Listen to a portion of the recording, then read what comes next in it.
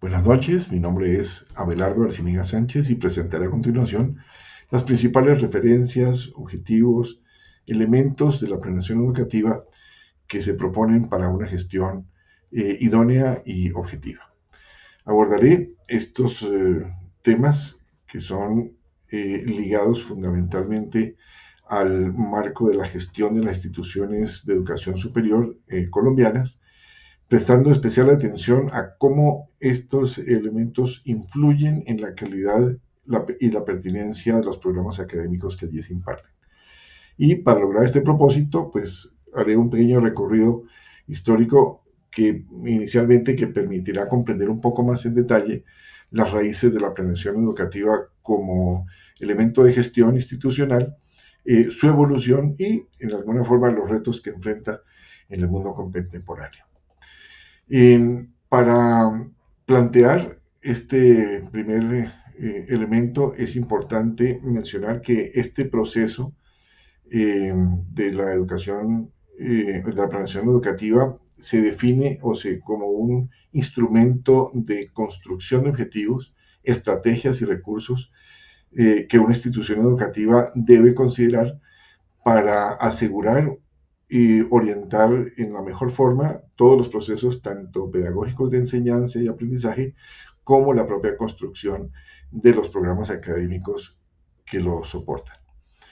Para dilucidar esa importancia que tiene para las instituciones de educación superior, es necesario definir que este proceso sí se define como un elemento que es sistemático de construcción de estos insumos y abarca algunas etapas como el diagnóstico inicial, los procesos de aprendizaje eh, que ello implica para el equipo de trabajo que lo administra, la elaboración propiamente dicha de los elementos y de los planes de acción que lo circundan, la asignación de recursos, los procesos de instrumentación de evaluación continua y, por supuesto, todos aquellos elementos que hacen de todo el engranaje de administración educativa un instrumento también de ejecución de los planes y políticas de desarrollo, particularmente ligadas a las políticas públicas, como en el caso colombiano el Plan Decenal de Educación o las políticas de acompañamiento y aseguramiento de la calidad que propone el Ministerio de Educación Nacional para el caso colombiano. En este contexto, entonces, observaríamos esos antecedentes históricos desde el punto de vista colombiano, haciendo referencia a tres grandes hitos. Me gustaría, centrándome en este punto y deteniéndome en algo, en este momento, la fundación, por ejemplo, de la primera institución educativa de educación superior en Colombia. Para el caso, se trata de la Universidad Santo Tomás, centrada en lo que se llamó en su momento pues la ciudad de Santa Fe de Bogotá, después cambiado simplemente a Bogotá, conocida inicialmente como Colegio de Estudio General de Santo Tomás, ¿sí? Que era una institución a cargo de una orden de predicadores dominicos. Y para el caso, importante tener en cuenta que era considerada así como una primera digamos, institución de educación superior, naturalmente con algunas instituciones previas de educación media y primaria, o colegios más bien, pero que desde el punto de vista de la educación superior sí marcó un hito porque permitía adoptar y mostrar claramente cuáles eran, eh, en términos de digamos, de los objetivos que planteaban la educación y la formación de una élite intelectual y política de lo que otrora se llamaba, antes de constituirse como República de Colombia, el Virreinato de la Nueva Granada. Entonces, esas políticas podrían perfectamente clarificar cuáles eran los estilos de administración y particularmente los,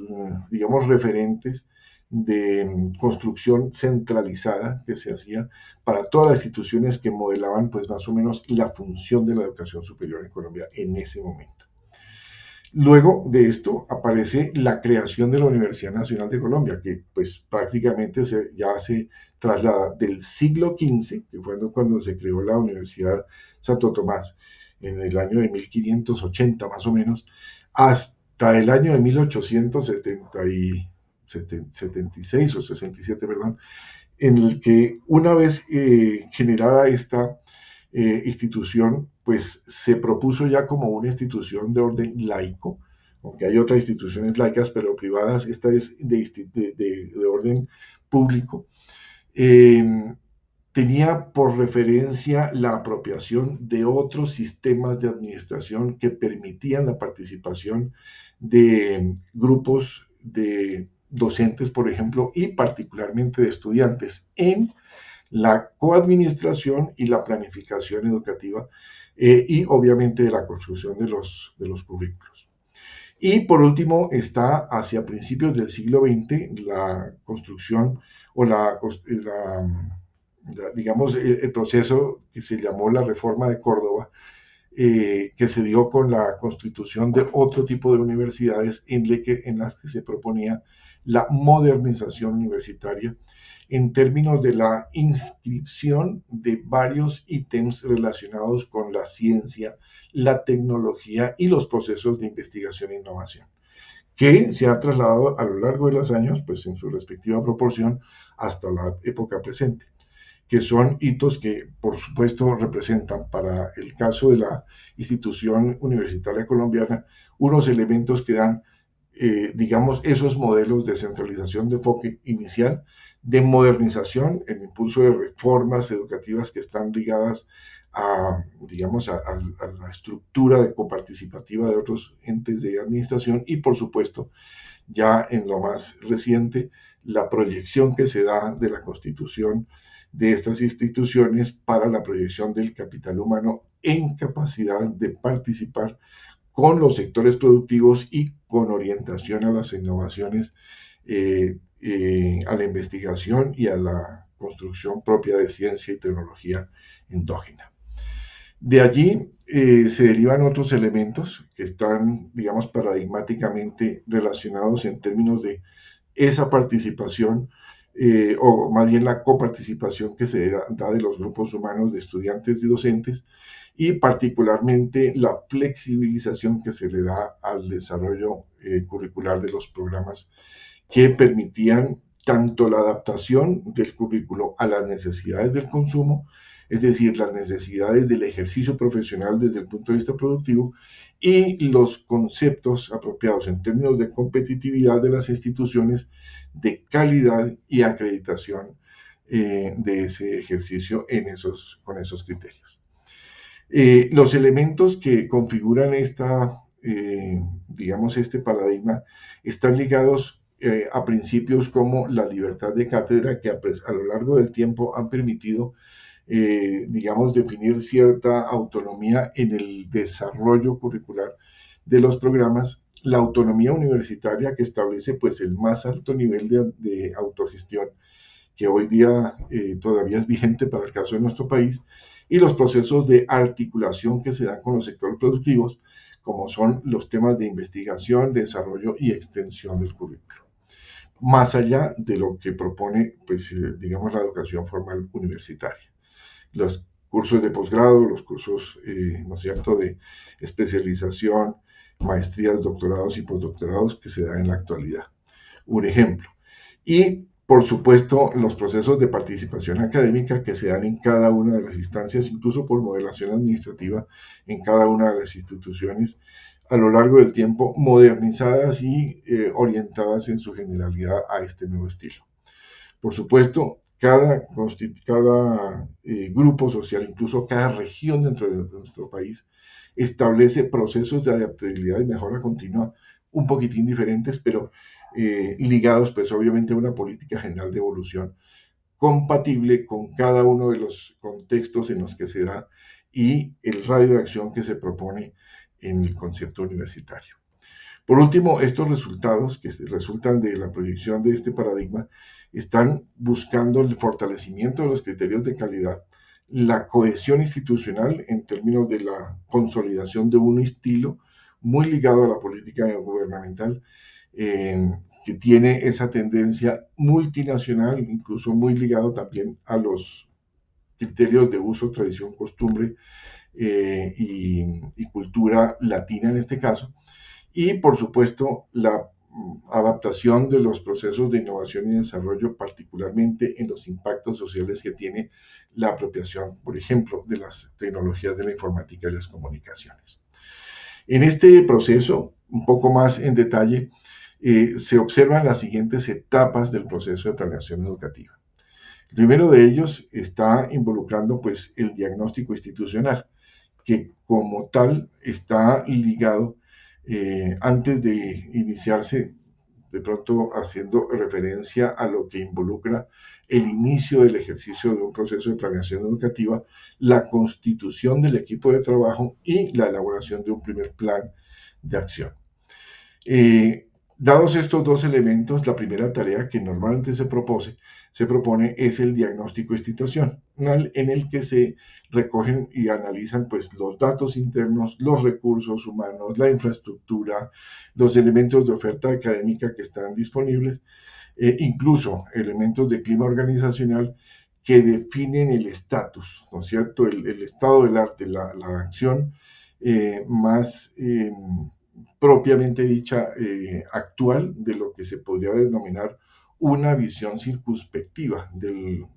proceso que allí se define. Vale la pena mencionar que estas etapas de planeación están ligadas a ese enfoque cíclico que se propone en los diferentes enfoques como un proceso que se liga en el tiempo a las visiones retrospectivas que involucran pues, las lecciones aprendidas y los hitos más importantes del antecedente de la institución, la visión o el enfoque circunspectivo que involucra lo que mencionabas hace un momento, lo que está versus lo que debería estar en términos del deber ser y el deber saber dentro de la estructura administrativa como el propio ejercicio pedagógico y académico. Los modelos de visualización de los escenarios futuros deseables, ¿no? En términos de prospectiva, y que puedan ser analizados a partir de todos esos elementos y estructuras y herramientas que permiten pues, acercarse lo más posible a la realidad esperada y visible. Y por supuesto, una posición estratégica que propone el estilo o el enfoque de administración que promulga o propone llegar con objetivos muy claros a esos escenarios pues, en las mejores condiciones posibles. Entonces, dentro de ese contexto general, este diagnóstico institucional propone pues algunos elementos muy concretos, ¿no es cierto? Análisis interno y externo, como mencionaba antes, dentro de todo este modelo cíclico,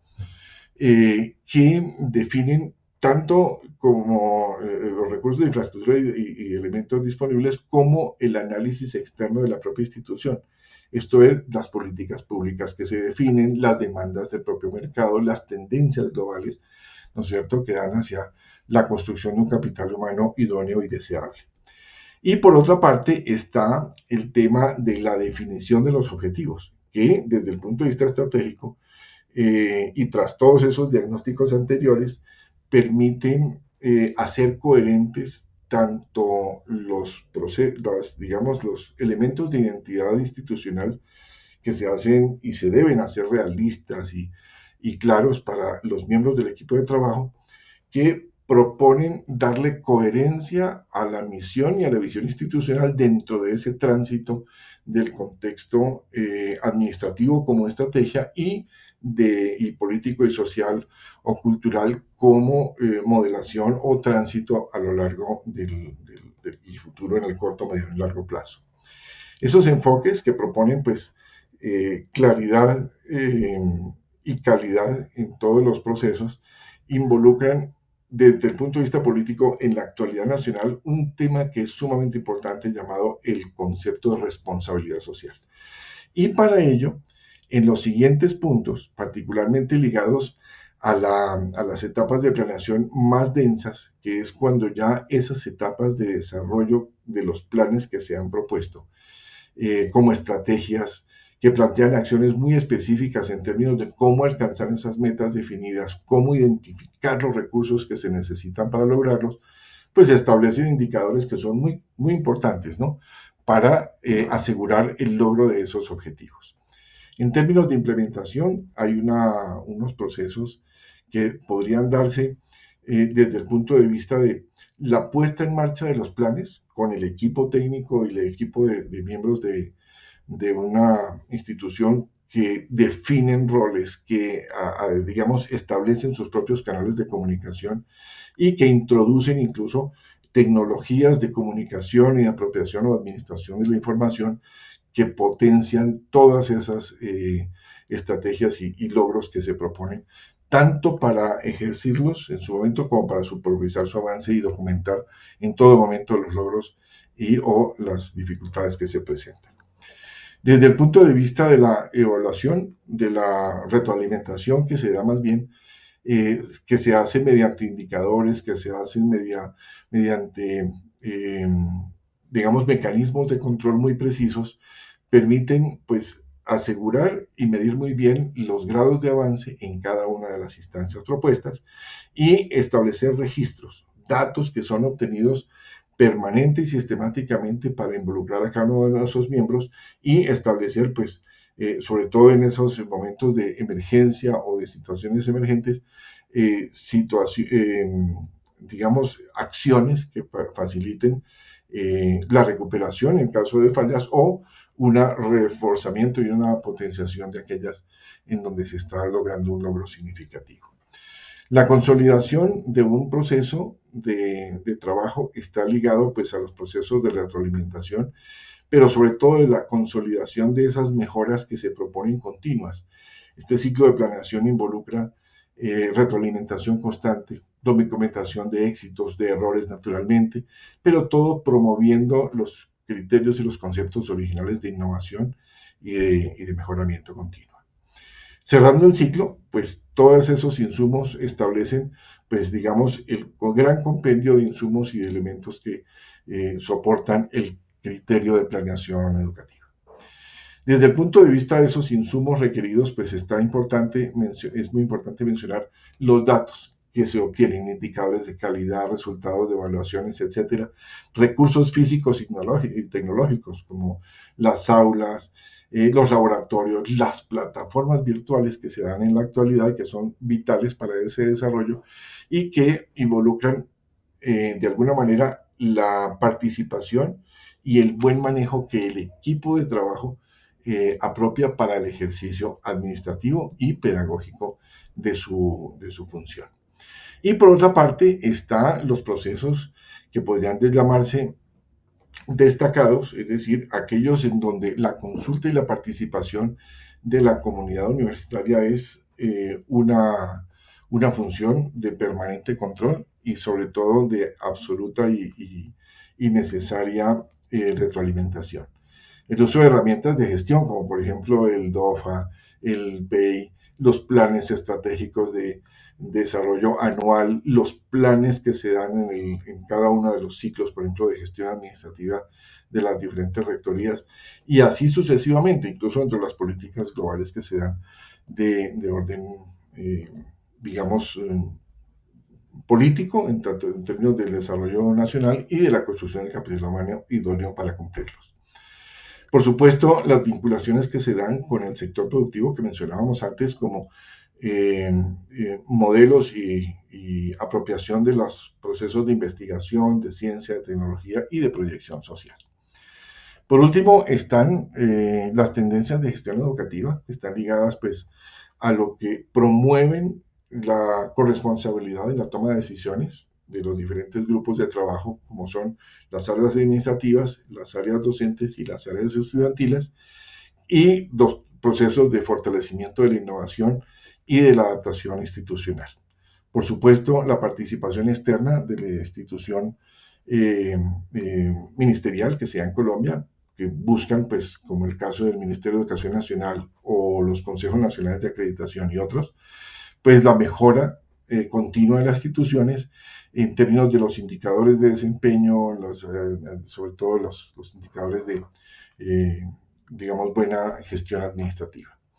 Y de allí, pues, viene un proceso de apropiación de la transformación tecnológica, que es muy importante mencionarlo, y los elementos de responsabilidad social mencionados anteriormente. Todo ello para definir en términos de, digamos, la visión que se da en el contexto de lo propuesto desde el punto de vista de la política de desarrollo institucional y los planes nacionales de educación, los modelos de liderazgo, que por ejemplo están ligados a ese liderazgo que llamamos distributivo en términos de la participación de los diferentes gremios mencionados, los temas de participación, eh, de experiencia participativa en la que cada uno de esos planes genera para cada uno de los grupos unos retos, unas lecciones aprendidas y estimula pues todos los intercambios que de esa coyuntura se definen, los procesos de formación docente, que para el caso colombiano están ligados a la cualificación del ejercicio de la docencia en el subsector de la educación superior y que están enmarcados en políticas nacionales e internacionales como el Marco Nacional de Cualificaciones, que para el caso pues tiene unos ítems muy definidos en términos del deber ser, deber saber y deber hacer de un docente, que son certificables para efectos de promoción interna, digamos, de escalafonamiento y eventualmente de remuneración salarial. Y en términos de pertinencia y impacto social están vinculados pues aquellos elementos que hacen investigación, extensión de necesidades en términos de retorno y por supuesto que favorecen la proyección de la misma institución dentro de todo el gremio de instituciones eh, como instrumentos de competencia y productividad o efectividad. La innovación tecnológica no se escapa, esto es parte de la, digamos, de la política de desarrollo institucional, social y tecnológico nacionales, en donde pues todos los procesos de ciencia y tecnología están vinculados a modelos de investigación local e internacional, ¿sí? Como procesos de retroalimentación y construcción colectiva. Y por último, los procesos de mejora continua, que sí permiten ajustar planes estratégicos en tiempo real, que garantizan que la institución responda a cambios reales del entorno y que mantenga pues los más altos niveles de calidad, oportunidad y pertinencia. En este breve lapso, pues he querido contextualizar históricamente ese proceso, evidenciando pues una evolución en el paradigma de digamos, de la educación y que en el tiempo lo hace y lo promueve participativo y más, digamos, flexible en términos de su ejercicio. Y he procurado hacer un detallamiento de esas etapas, conformando las etapas de la planeación, mostrando algo de los insumos y los procesos esenciales para un ejercicio exitoso. Estos son algunas de las referencias bibliográficas utilizadas para esta apropiación y algunos referentes complementarios. Muchas gracias.